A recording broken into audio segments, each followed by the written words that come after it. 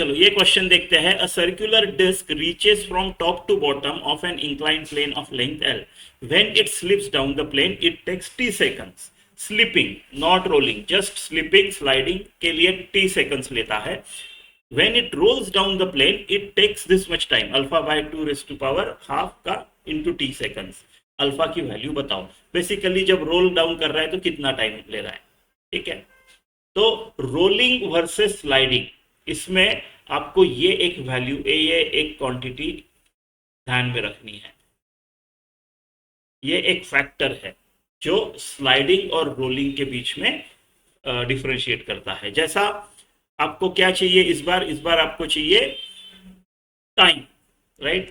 तो time sliding के लिए जो लगता है और टाइम रोलिंग के लिए जो लगता है उसके बीच में एक रिलेशन है। स्लाइडिंग के लिए कम टाइम लगेगा, स्लाइड हो जाएगा सीधा।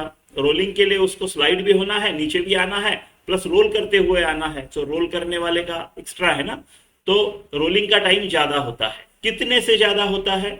तो स्लाइडिंग के टाइम को आपको इस फैक्टर से मल्टीप्लाई करना है। ये हो गया आपका रोलिंग का टाइम, आपका रोलिंग का टाइम। सिमिलरली आपका वेलोसिटी जो होता है रोलिंग का, वो आपका स्लाइडिंग का वेलोसिटी से इस फैक्टर से कम होता है। टाइम ज्यादा लगेगा, वेलोसिटी कम हो जाएगी, है ना। और सिमिलरली आपका रोलिंग का जो एक्सेलरेशन होता है, आपका जो स्लाइडिंग का एक्सेलरेशन होता है जी साइन थीटा, राइट, उससे रूट नहीं, एक्सेलरेशन में रूट से कम नहीं करना है, वेलोसिटी को रूट से कम करना है, टाइम को रूट से मल्टीप्लाई करना है, क्योंकि रोलिंग में ज्यादा टाइम लगेगा ऐसा। तो ये एक फैक्टर है, ये डिसाइड करता है। उसमें भी ये जो होता है k square by r square, ये जो है ये आपका जो कोइफिशिएंट है एम आर स्क्वायर का, जब आप मोमेंट ऑफ इनर्शिया लेते हो, जैसे सर्कुलर डिस्क, इसका क्या आता है एम आर स्क्वायर बाय 2, यानी कितना m r square, half m r square. तो वो जो एम आर स्क्वायर कितना है ना, coefficient of m r square, वो होता है k square by r square, right. जैसा डिस्क के केस में आपका इतना आएगा हाफ, सॉलिड स्फीयर के केस में 2/5 एम आर स्क्वायर, तो के स्क्वायर बाय आर स्क्वायर 2/5 हो जाएगा। हॉलो स्फीयर 2/3 हो जाएगा। ऐसा ऐसा कैसे?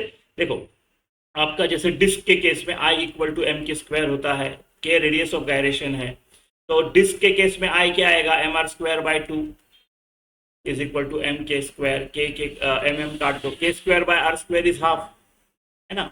ऐसे ऐसे ऐसे, तो ऐसा, तो टी के लिए, स्लाइडिंग के लिए टी टाइम लिया, और ये आ गया आपका 1 प्लस के स्क्वायर बाय आर स्क्वायर। तो सर्कुलर डिस्क का एग्जांपल लिया मैंने, इसका के स्क्वायर बाय आर स्क्वायर क्या आता है, हाफ। तो आपका √3/2 इंटू टी, जो आपका रोलिंग के लिए टाइम लगा वो है इतना,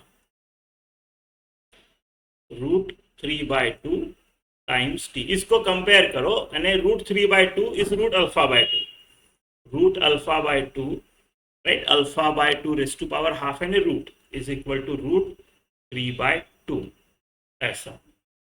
तो अल्फा कितना हो गया, 3। आंसर 3 है आपका।